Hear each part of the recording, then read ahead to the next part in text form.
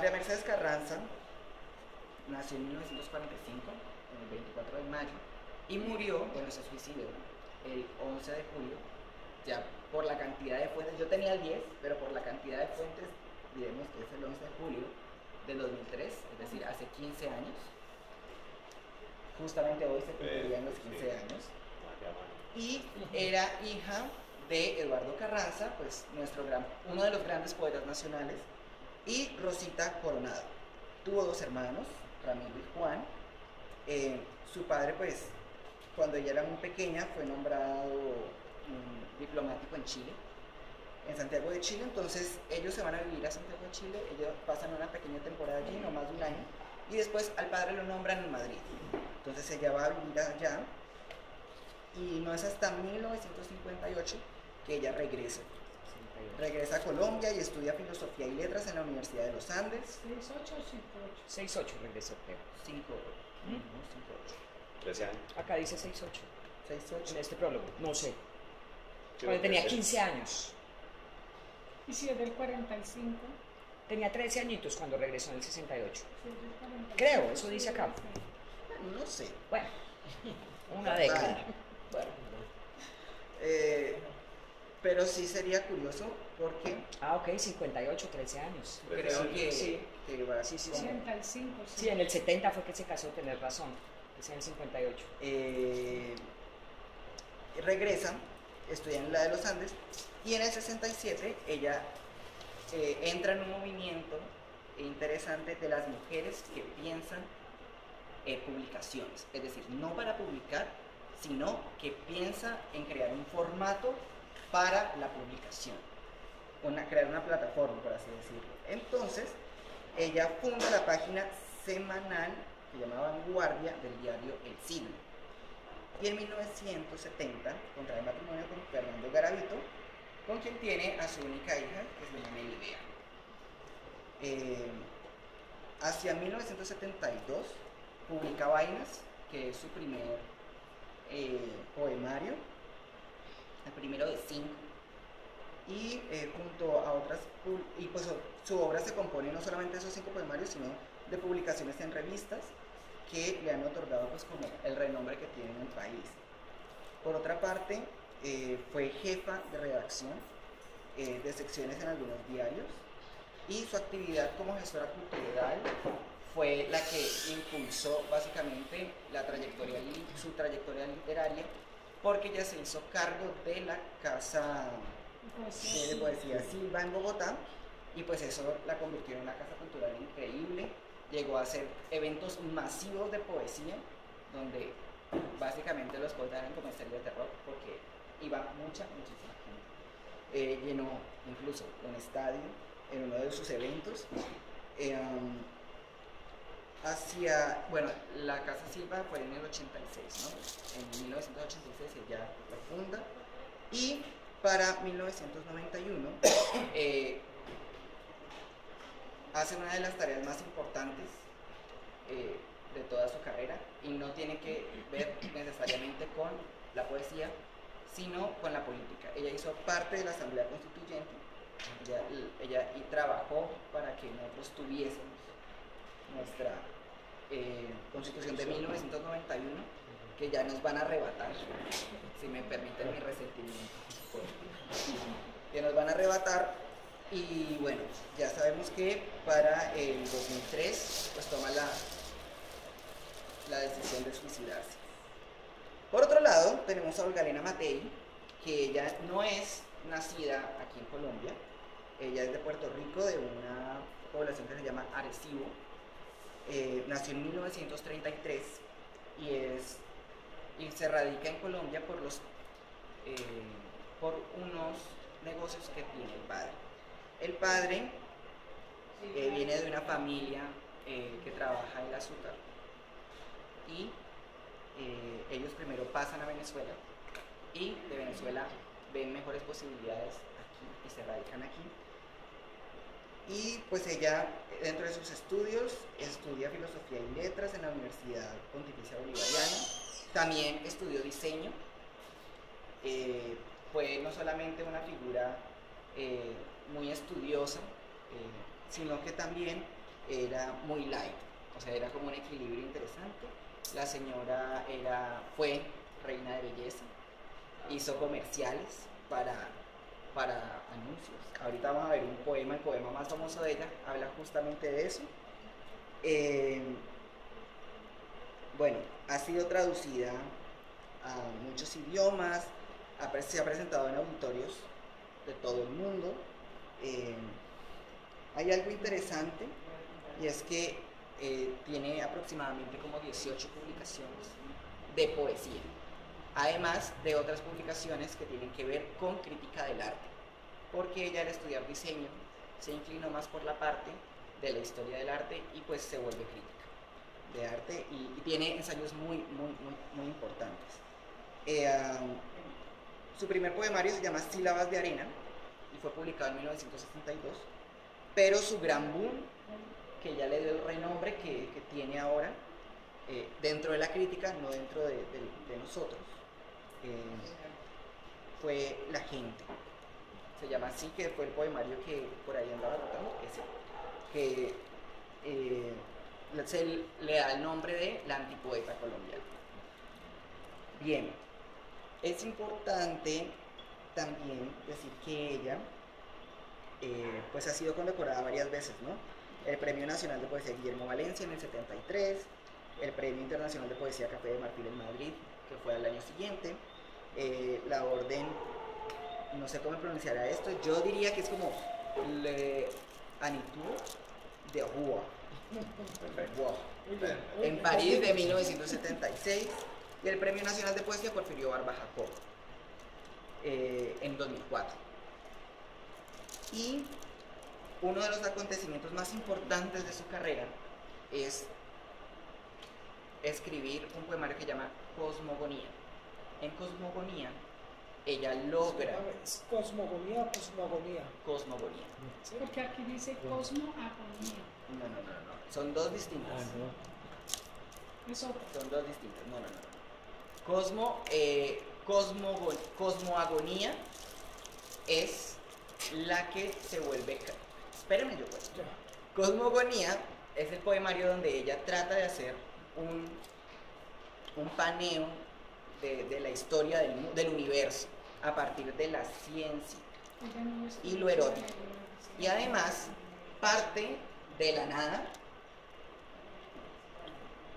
y termina en el hombre, en el ser humano. Ella les llama hombre, pero pues es ser humano.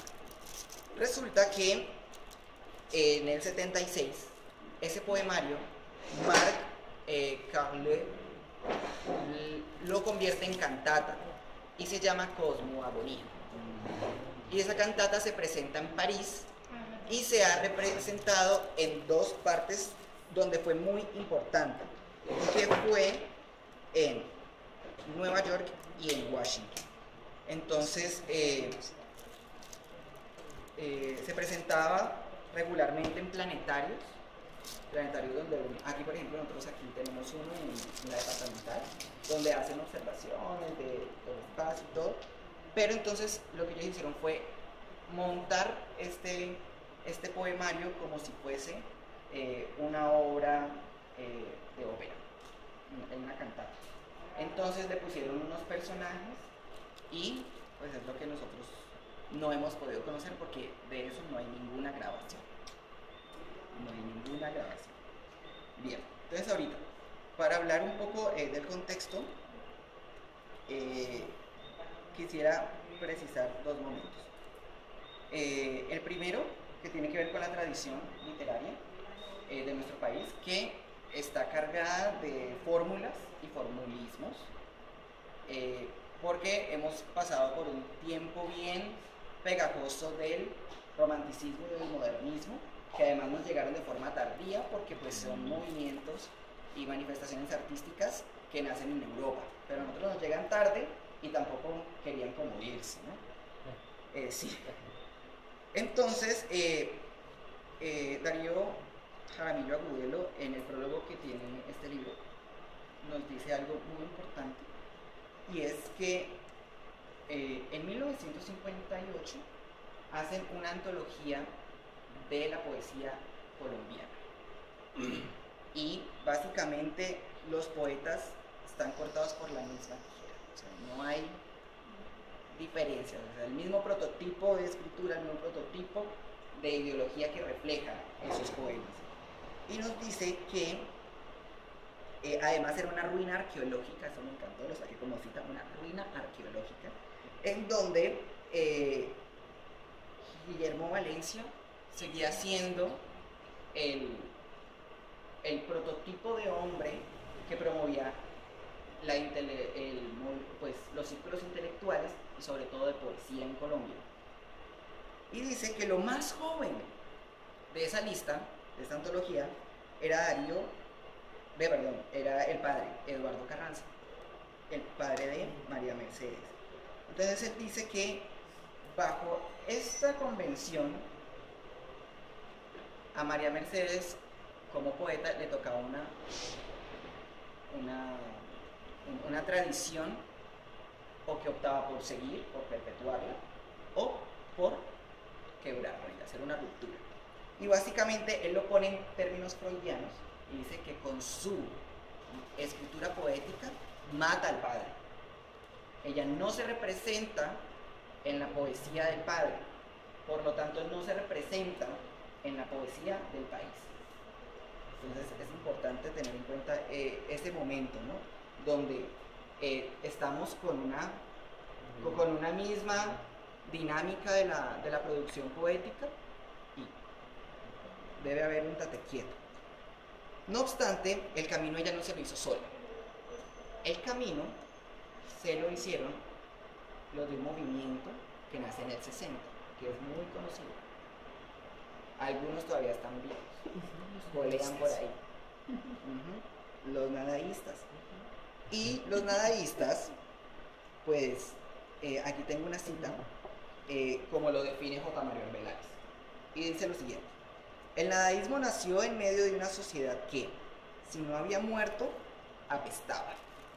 Apestaba a cachuchas de regimiento, apestaba a sotanas sacrílegas, apestaba a factorías que lanzaban por sus chimeneas el alma de sus obreros, apestaba el pésimo aliento de sus discursos, apestaba a incienso de sus alabanzas pagadas, apestaba a las más sucias maquinaciones políticas, apestaba a cultura de universidad, apestaba a literatura rosa, apestaba a jardín infantil, apestaba a genocidios, apestaba a miserias, apestaba a torturas, apestaba a explosiones, apestaba a pactos.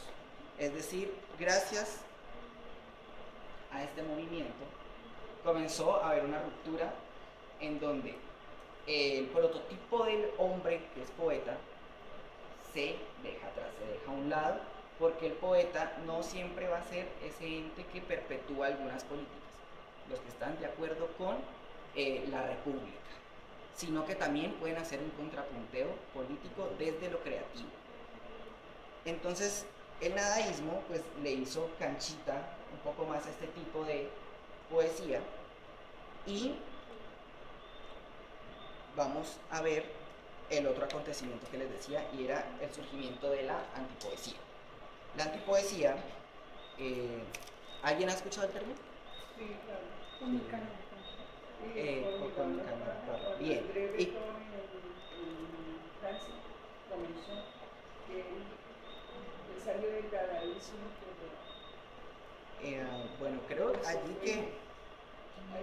que hay algo raro, porque creo que André Breton es el de La escritura automática. escritura automática y el creacionismo. Creacionismo muy obvio. Pero bueno, lo que pasa es que eso era pintura, era primero un movimiento de pintores y luego eso se trasladó a la poesía, ¿no? Bueno, pero creo que lo de antipoesía es más de por acá, que nosotros éramos los subversivos. Sí, porque por mucho que las vanguardias entraron en un momento, pues no las de acá, como siempre les digo, nos llegan atrasadas, pero las vanguardias que se hicieron en Europa entraron en un momento entre guerras, y la gente tuvo que buscar otras formas de representar la realidad humana. Entonces las vanguardias son una exploración a través de la estética, que no es convencional, y además pues que en una guerra no creo que las cosas se vean tal cual las conocemos, sino que hay una distorsión completa por la pobreza, por las ruinas, por lo que sea.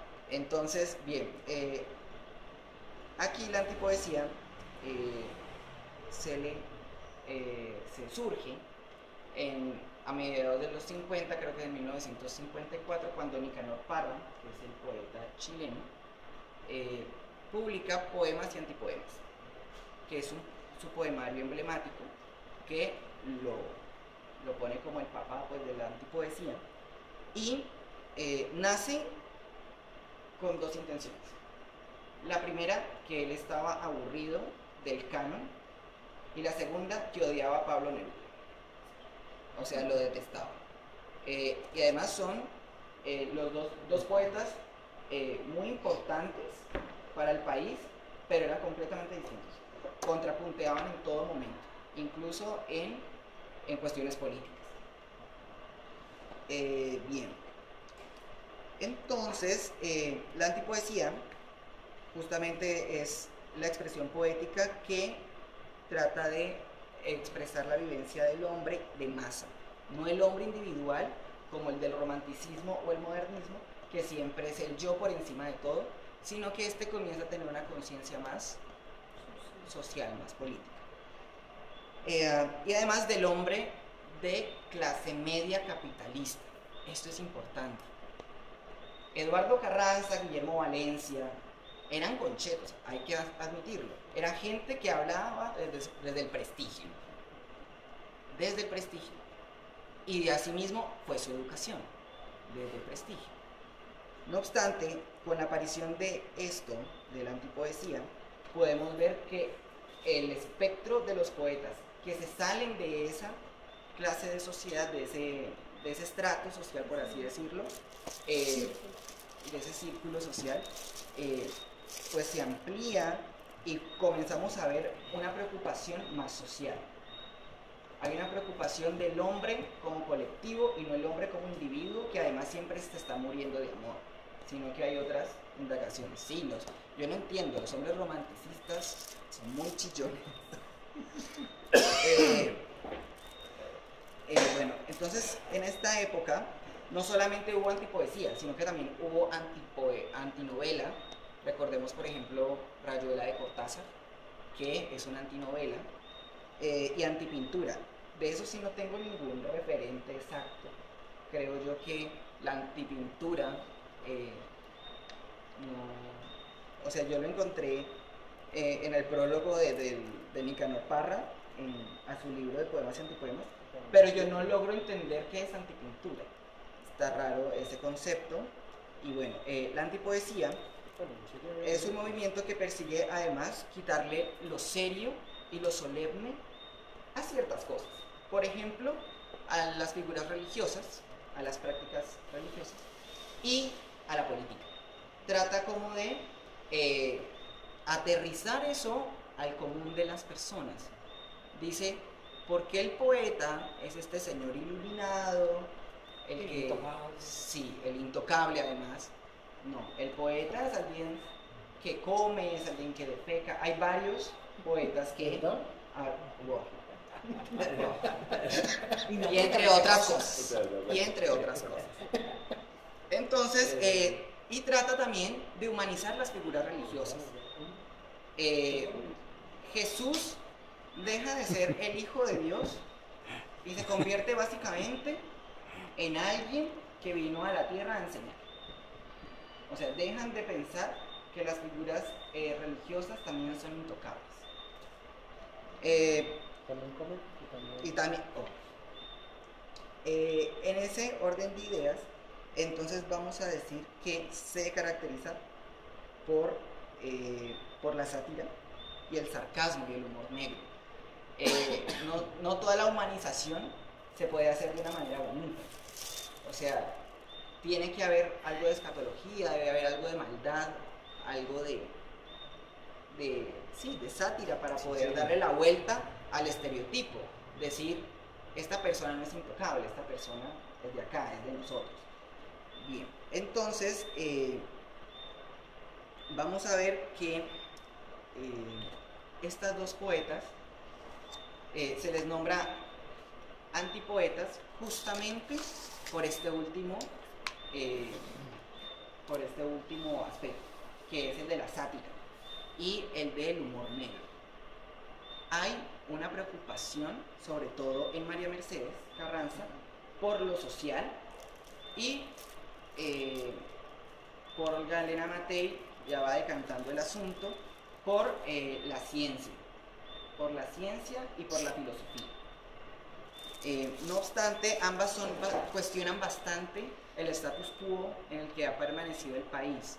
Yo en estos días me quejaba que el status quo han sido los últimos 16 años, pero no, en realidad es que llevamos más tiempo en un status quo así como que nada pasa, nada cambia, y ellas tuvieron esta preocupación y lo vamos a ver entonces algunos ejemplos. Hay dos características principales que quiero resaltar, y es que María Mercedes Carranza y Olga Elena Matei son muy precisas con las palabras. No hay casi palabras de más en los poemas, y si las hay es porque son completamente intencionales. María Mercedes Carranza, por un lado, es muy sintética, es los poemas, el poema más largo que yo he leído son 2 páginas de este libro, y Olga Elena Matei sí es de un aliento un poquito más largo y un poco más conceptual. A ella de pronto parecerá un poco soft, un poco light, un poco incipiente cuando uno ve los poemas separados del poemario del que nacen, porque para poder entenderlos como en toda su potencia hay que leer el poemario completo. Casi que son construcciones muy conceptuales las que ella hace en sus poemarios, sobre todo después de La gente. Bueno, el título de Antipoetas a ninguna como que le gustó, además porque es raro, ¿no? Como que nunca las reconocen en realidad poetas, y cuando logran algo literariamente que es con bastante reconocimiento, wow, antipoetas. Entonces creo yo que tampoco les gustó por ese asunto. ¿Y quién les colocó ese título de antipoetas? La crítica. O sea, después de El Chileno, después de Nicanor Parra, que crea la antipoesía, comenzaron a haber muchos antipoetas en América Latina. Eran En encasillados México, ahí. Bolaños. No es que ellos se declararon antipoetas, sino que los encasillaban ahí por la forma. No, o sea, pues por lo menos Nicanor sí, porque él creó la vaina. Otra cosa, claro. Pero a ellas dos fue la crítica. La crítica que les dijo, señoritas, ustedes son Las situaron ahí antipoetas. por romper paradigmas, por no hacerlo igual, Exacto. por... Entonces vamos a ver. No solo son mujeres, sino que un antipoeta, ¿no? Como para Entonces, por ejemplo, remanchar. de hecho, es muy gracioso porque en una entrevista que le hacen a Olga Elena Matei, le dicen como que, bueno, ¿y usted qué piensa de esto de la antipoesía? Usted es la antipoeta de Colombia. Y ella se queda mirándolos como que, no, yo no soy nada. A mí me gusta escribir. Entonces, ellos le preguntan, pero todo el mundo dice que usted tiene influencia en Nicanor Parra. Y ella dice, no, yo estaba escribiendo a la gente y yo no sabía exactamente qué era eso. Y yo le pasé a mis amigos para que me dijeran, pues si eso valía la pena. Y me dijeron que buscara a Nicanor Parra, que porque era lo más, y yo tenía algo muy parecido. Y cuando yo lo leí, dice así, tal cual. Lo encontré muy juguetón, muy mediocre. Entonces imagínense, pero igual ella es conocida como la antipoeta colombiana. Entonces bien, aquí hay unos poemas en cada hoja. ¿Los puedes ir compartiendo, por favor? En cada hoja hay distintos, de pronto hay unos que se van a repetir. Nomás elegí 1, 2, 3, 4 de cada poeta, y trato como de establecer como en dónde se conectan, ¿no? Y además podemos ir mirando el estilo de cada una que va variando. pero que igual tiene como unas preocupaciones similares, ¿no? Sobre todo lo que tiene que ver con la política, con la realidad del país. Entonces, bueno, vamos a ver. ¿Alguien me ayuda con la lectura de cuando la viuda arrancó sus cabellos? Acá está. Todos los que se abstuvieron votaron por mí. Gabriel Antonio Goyeneche, presidente de la República de Colombia. Debe decirse viuda y gloria inmarcesible. El colgar los cabellos de un árbol da el tono de desespero bíblico, indispensable para llorar en coro. Si se añade espadas cual centellas, puede pensarse en raudo, en fulgente, y si se dice esclavos, habrá quien crea que después de cantarlo todos seremos libres. Pero no solo eso, debe decir Termópilas, constelación de cíclopes y centauros, para que nadie entienda, y trompas victoriosas y pérfida salud, todo ello nimbado de lauros y de sangre y de expansivo empuje, y además muy brillante por estar bajo el palio de un sol de libertad.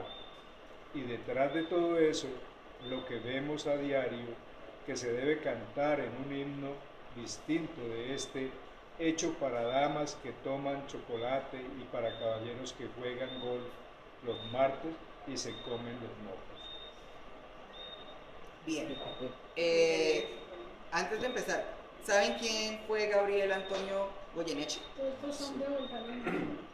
No, los que están con letra normal son de María Mercedes. Y los que están en bastardilla, que algunos no tienen título, son de Olga Lena. Bien. Goyeneche, Goyeneche. personaje, nivel político, era supuestamente un loco. Era el portero de una universidad. Portero, y llegó a ser candidato a la presidencia y propuso pavimentar el río Magdalena. Sí, había una cuestión allí de Progreso. que decía que ni siquiera sabíamos cómo se había postulado, Que saludos de porque desde como del 58 al 70 estuvo como candidato presidencial, y además era una persona loca. O sea, cuando le decían, por ejemplo, eso del río Magdalena, que hay un problema para llevar comercio por la ruta del Magdalena, pues porque las inundaciones, no pavimentemos eso no sale tan caro.